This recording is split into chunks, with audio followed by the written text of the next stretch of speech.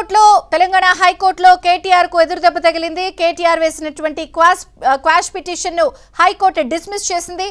High court దగ్గర మా ప్రతినిధి ప్రవీణ్ ఉన్నారు వివరాలు అందించడానికి. ప్రవీణ్,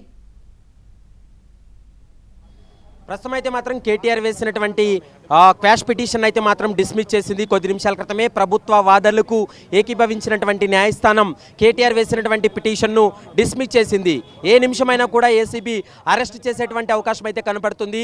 ప్రభుత్వం తరపు వాదనలు మెరిట్స్ ఉన్నాయి కాబట్టి ఆ మెరిట్స్ను ఆధారంగా చేసుకుని ప్రస్తుతం అయితే తెలంగాణ హైకోర్టు కేటీఆర్ వేసినటువంటి పిటిషన్ను డిస్మిస్ చేయడం జరిగింది. ఈ కేసులో 409 అనేటువంటి సెక్షన్ వర్తిస్తుంది అంటూ కూడా ప్రభుత్వం యొక్క వాదనలు ఏవైతే ఉన్నాయో ఆ వాదనలకు ఏకీభవించింది. కేటీఆర్ అనేటువంటి వ్యక్తి మంత్రి పదవిలో ఉన్నటువంటి సమయంలో అంటే అధికార దుష్ప్రవర్తనకు పాల్పడ్డాడనేటువంటి అంశాన్ని అయితే మాత్రం ప్రస్తుతం కేటీఆర్ అధికార దుష్ప్రవర్తనకు పాల్పడ్డాడనేటువంటి అంశాన్ని నమ్మింది. అందులో భాగంగానే ప్రస్తుతం అయితే మాత్రం ఈరోజు తెలంగాణ హైకోర్టు కీలకమైనటువంటి తీర్పును కూడా వెల్లడించినటువంటి పరిస్థితి కనపడుతుంది.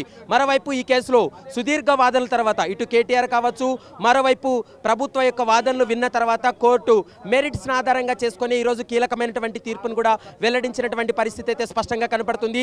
ఈ కేసులో ప్రధానంగా 55 కోట్ల రూపాయల వరకు కూడా అంటే ఆర్థిక శాఖ అనుమతి లేకుండా, క్యాబినెట్ అప్రూవల్ లేకుండా, బాడీలో చర్చించకుండానే 55 కోట్ల రూపాయలు మౌఖిక ఆదేశాలతోటి అధికారులపైన ఒత్తిడికి గురిచేసి ఈ ప్రైవేట్ కంపెనీకు ఎఫ్ఈఓ అనేటువంటి కంపెనీకు బదిలీ చేయడం పైన ప్రభుత్వం వాదనలు ఏకీభవించింది. ప్రభుత్వం కూడా దానిపైన పూర్తి స్థాయిలో వాదనలు వినిపించింది. ఆ ప్రభుత్వ వాదనలకు ఏకీభవించినటువంటి న్యాయస్థానం ఈరోజు కేటీఆర్ వేసినటువంటి క్రిమినల్ పిటిషన్, క్వాష్ పిటిషన్ను డిస్మిస్ చేసినటువంటి పరిస్థితి కూడా స్పష్టంగా కనపడుతుంది. ఈ కేసులో 13(1)(a) ఏదైతే ఉందో ఆ సెక్షన్ కూడా కేటీఆర్కు వర్తిస్తుంది అనేది కూడా నమ్మింది. ఈ కేసులో కేసీబీ నమోదు చేసినటువంటి ఎఫ్ఐఆర్లో A1గా ఉన్నటువంటి కేటీఆర్ను ఏ నిమిషమైనా కూడా ఏసీబీ అధికారులు అరెస్ట్ చేసేటువంటి అవకాశం అయితే కనపడుతుంది. ప్రస్తుతం తెలంగాణ హైకోర్టు ఇచ్చినటువంటి తీర్పును సుప్రీంకోర్టులో కూడా ఛాలెంజ్ చేస్తామనేది కేటీఆర్ లీగల్ టీం కొద్ది నిమిషాల క్రితమే చెప్పినటువంటి మాట. మరి చూడాలి సుప్రీంకోర్టులో యొక్క వాదనలు ఎలా ఉండబోతాయనేది చెప్పాలి. అయితే ఈ రోజు జరిగినటువంటి తీర్పులో కావచ్చు, గతంలో ప్రభుత్వం తరపున కావచ్చు, మరోవైపు ఇటు కేటీఆర్ తరపున యొక్క వాదనలతో ఏ విధంగా ఉన్నాయి, మనతో పాటు న్యాయవాది ఉన్నారు, ఒకసారి మాట్లాడదాం. చెప్పండి, అంటే మీరు మొన్న మాట్లాడినటువంటి సమయంలో కూడా కేటీఆర్ అధికార దుర్వినియోగానికి పాల్పడ్డాడు, 55 కోట్ల రూపాయలు ఎలాంటి అప్రూవల్స్ లేకోకుండా పంపించారనేది పదే మీరు చెప్పడం జరిగింది.